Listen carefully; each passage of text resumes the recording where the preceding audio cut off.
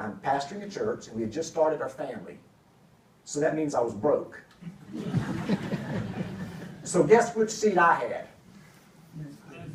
I was in the nosebleed section.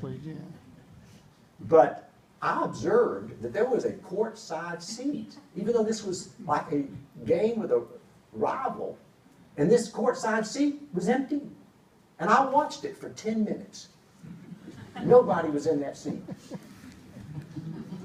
And so I got up, and I went courtside.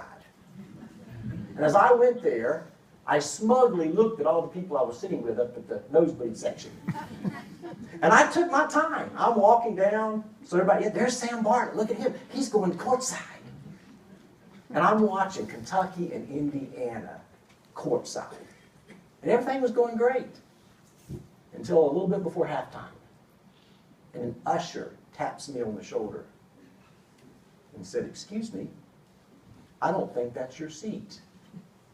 The prominent business person who has that seat typically does not show up till halftime. I'm going to ask that you return to your seat. May I see your ticket, please? And so I handed him my ticket.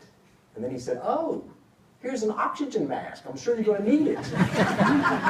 Where you're going. And so I made that humiliating walk back up to my friends. I had my head down low. I was looking at my feet. I was not waving at the little people when I was going back up to the top. I can promise you that. So I can identify with this story that Jesus told.